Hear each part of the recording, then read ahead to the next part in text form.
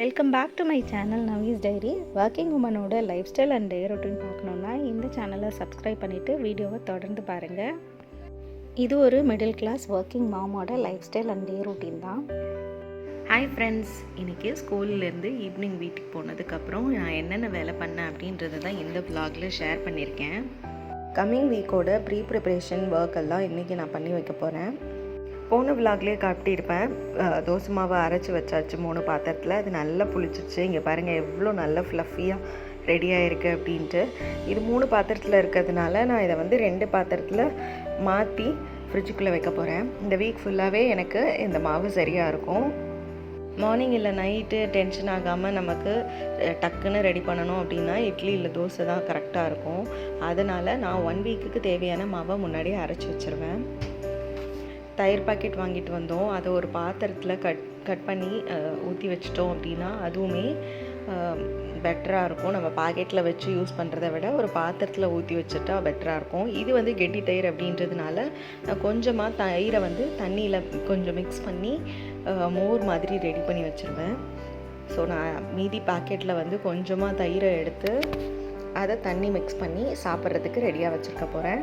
இந்த வீக்குக்கு தேவையான காய்கறிகள் எல்லாமே வாங்கிட்டு வந்தாச்சு. இதை நான் எல்லாத்தையும் க்ளீன் பண்ணி ஃப்ரிட்ஜுக்குள்ளே ஒன்று ஸ்டோர் பண்ண போகிறேன். அப்போ தான் மார்னிங் டென்ஷன் இல்லாமல் எடுத்து சமைக்கிறதுக்கு ஈஸியாக இருக்கும். ஃபஸ்ட்டு கருவேப்பிலை எல்லாத்தையும் நல்லா உருவி ஒரு கவர்லேயோ இல்லாட்டி ஒரு பாத்திரத்துலேயோ ஃப்ரிட்ஜில் வச்சிடலாம். இப்போ பாத்திரம் என்கிட்ட காலியாக இல்லை, அதனால் நான் பாலித்தீன் கவரில் வைக்கிறேன். கொத்தமல்லியை நல்லா காம்பெல்லாம் உருவிட்டு அழுகி இருக்கிறது எல்லாத்தையும் ரிமூவ் பண்ணிவிட்டு ஒரு கண்டெய்னரில் ஸ்டோர் பண்ணால் 1 வீக் வரைக்கும் அப்படியே இருக்கும். நான் இப்போதைக்கு ரிமூவ் பண்ணி க்ளீன் பண்ணி வைக்கிறேன். எண்ட் ஆஃப் த வீடியோவில் ஒரு பாத்திரத்தில் போட்டு வைப்பேன் ஃப்ரிட்ஜுக்குள்ளே. இப்போ நான் க்ளீனிங் மட்டும் பண்ணிகிட்ருக்கேன் ஃபஸ்ட்டு. இந்த மாதிரி பண்ணும்போது நமக்கு காய்கறிகள்லாம் வாங்கிட்டு வந்தோடனே சுத்தம் பண்ணிட்டா பாதி வேலை முடிஞ்சிடும். பச்சை மிளகாயும் காம்பெல்லாம் கிள்ளிட்டு ஒரு கவரில் போட்டு வைக்க போகிறேன். இப்படி பண்ணும்போது காம்பெல்லாம் அழுகாமல் இருக்கும். பச்சை மிளகாவும் 1 வீக் வரைக்கும் அப்படியே இருக்கும் ஃப்ரெஷ்ஷாகவே. இந்த வீக்குக்கு நான் முருங்கைக்கீரை வாங்கிட்டு வந்தேன். நான் என்ன பண்ண போகிறேன் அப்படின்னா, முருங்கைக்கீரையை ஃபஸ்ட்டு பெருசாக இருக்க காம்புலேருந்து உருவி கொஞ்சம் கொஞ்சமாக வச்சுட்டு அதுக்கப்புறம் அந்த இதிலேருந்து சின்ன சின்னதாக உருக போகிறேன்.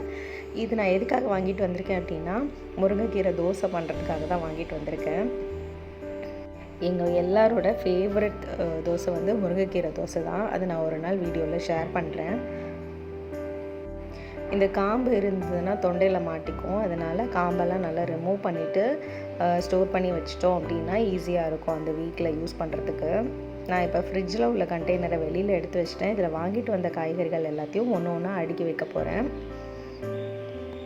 நான் ஒரு 2-3 கடை பார்த்து அதுக்கப்புறம் தான் ஃப்ரெஷ்ஷான காய்கறிகள் வாங்கிட்டு வருவேன்.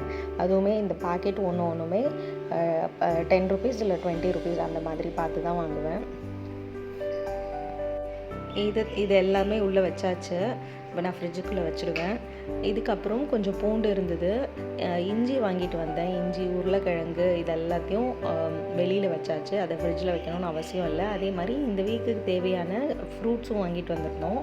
கிரேப்ஸும் பனானாவும் தான் இந்த வீக்குக்கு வாங்கிட்டு வந்திருந்தோம். இப்போ ஃப்ரிட்ஜில் உள்ள கண்டெய்னரை ஃப்ரிட்ஜில் வச்சாச்சு. தேங்காய் உடச்சி வச்சுட்டேன்.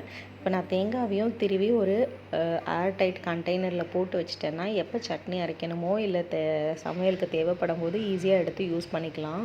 நான் மேலே உள்ள அந்த பிளாக் கலராக உள்ளதை நான் இப்போ சட்னி அரைக்கிறதுக்கு யூஸ் பண்ணிப்பேன். அதை விட்டுட்டு மற்றதை மட்டும் ஸ்டோர் பண்ணி வச்சுடுவேன்.